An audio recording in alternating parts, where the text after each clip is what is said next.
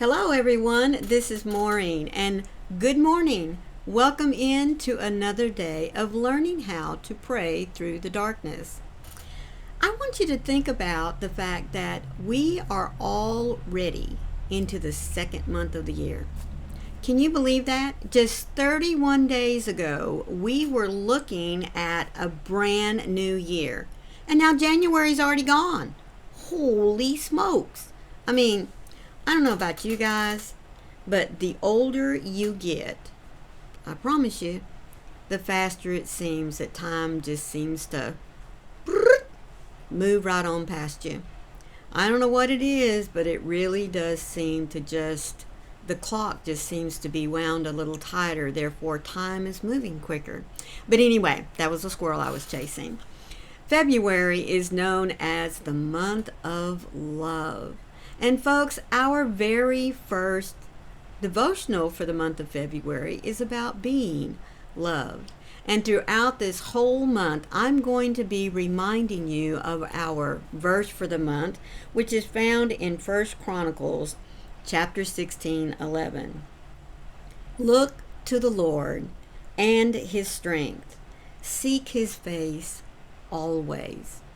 Now, why is it so special for February? Because this is a very good example of God's love for us. Seek his face always. Always, always, always. And his face will always give us strength to fight the battles that come upon us. So, with that idea in mind, as I said, February is the month of love. So today's very first, for February the 1st, the word we're going to look at is loved. Now, loved in the past tense means that we've been loved since the moment God knit us together in our mother's womb. Isn't that awesome? While he was forming us and putting all those molecules, the DNA and everything that needs to come together to create us, God already loved us. Isn't that wonderful? All this time, God has loved me. Even before I really knew who he was and accepted his son as my Savior, God loved me because he created me. So, as we get into the month of February, I do want you to carry that one word with you. You are loved. Not in so much the past tense, but in the fact that you have been loved from the moment you were created to now and forever into eternity. But before we get into today's discussion, let me remind you that my devotionals for the year 2025 come from this little blue book titled 365 Days of Prayers for Depression and Anxiety. Now, this little book's put out by Broad Street Publishers, and I've left a link for you down in the description box so that you can go and purchase your own copy. The link will take you right there to it. Our Bible verse for this first day of February comes from 1 Peter 5:7. Cast all your anxiety on him because he cares for you. Cast. What does that word mean to you? Cast is a verb. It's an action word. It's telling us to do something. So if we're going to cast our troubles on him, that means we're throwing them to him. We're pitching them. We're releasing. Because in order to cast and to throw, you've got to let go of it. You can't have any strings attached. Even the little spider thread that I seem to always have attached. No, cast means to get rid of it. So cast your troubles on him. Get rid of them. And we're going to see why in the prayer. God, there is such a difference between sharing my problems with someone I barely know and sharing them with a trusted friend. Isn't that the truth? Really is. Sometimes I struggle, though, to know which category you fall into when I need to unload my concerns. So help me to know there is safety in this relationship because I am loved by you. I don't need to question your intentions towards me. Your love and care for me is greater than the expanse of the universe. I cannot reach the end of it because there is none. I give my worries to you because you love me better than anyone else can. Remember, God loves each and every one of us better than anyone ever can or ever will be able to. What a wonderful thought.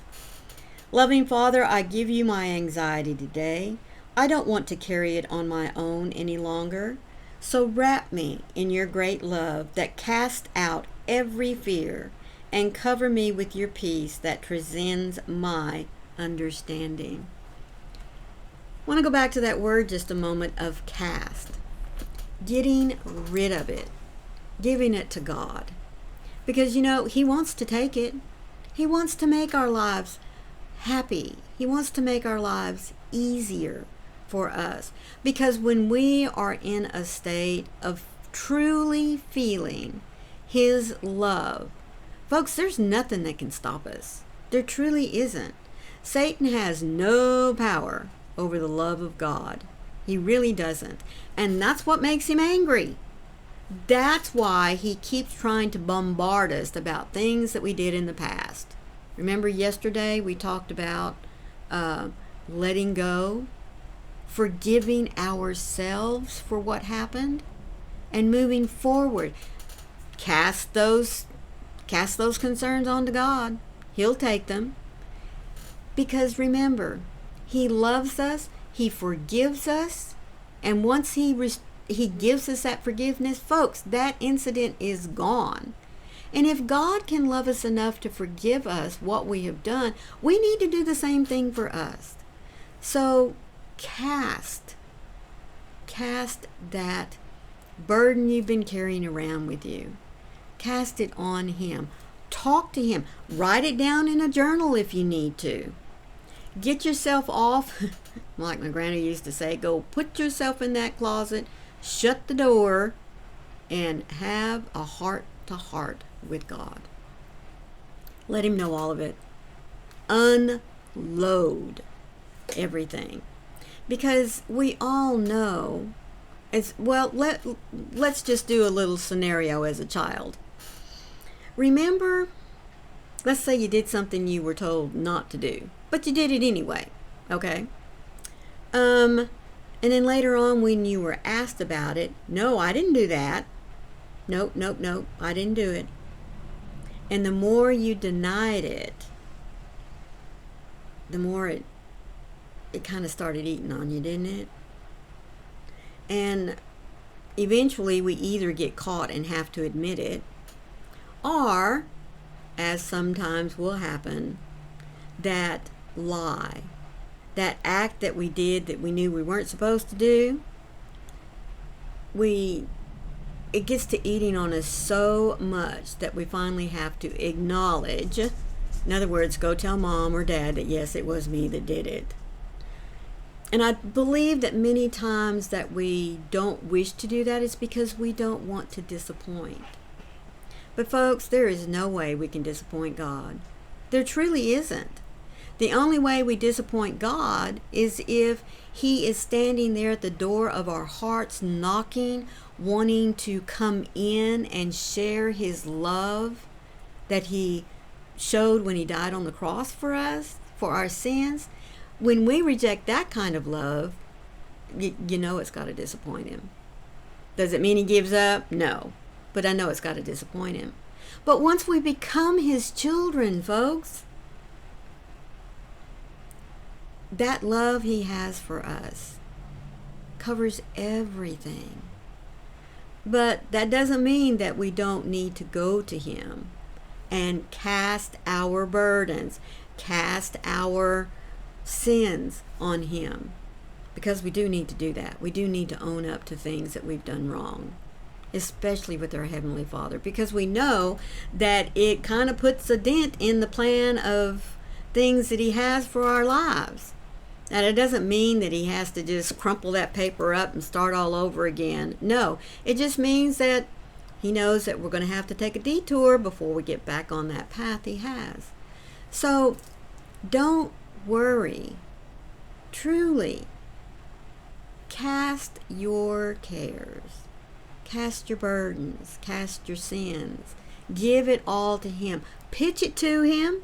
Be honest about it. And then let you and God find a plan. Get back to the plan. Whatever solution it is that He has for you. But the first thing that I really want you to know is you are loved by your Heavenly Father, your Creator. So take that. Know that you can go to Him. He is not a fair weather friend. He's not going to be here today and gone tomorrow. And He's not going to leave you on the side of the road because you deviated from the plan. Because you did something to derail your life at the moment. Nope. Nope, nope, nope, folks. Once loved, always loved. From the moment you accepted Him into your heart until eternity and beyond. Cast your fears, cast your doubts, cast your anxieties and depression on Him, and let Him shower you with the love and the strength and the comfort that He is waiting to give to you. I hope that you've enjoyed today's devotional. Please be sure to hit that like button down there and give me your thoughts about February, the month of love, folks. Tell me what the love of God means to you. I would love to hear your comments. So until tomorrow, always remember that when those doubts, when Satan just wants to attack you from every side, remind you of your sins, to remind you of the unworthiness, that you're not good enough. Don't listen to him. God is right there telling him to go away because you belong to Him. Until tomorrow, folks, always remember, I love you. Bye.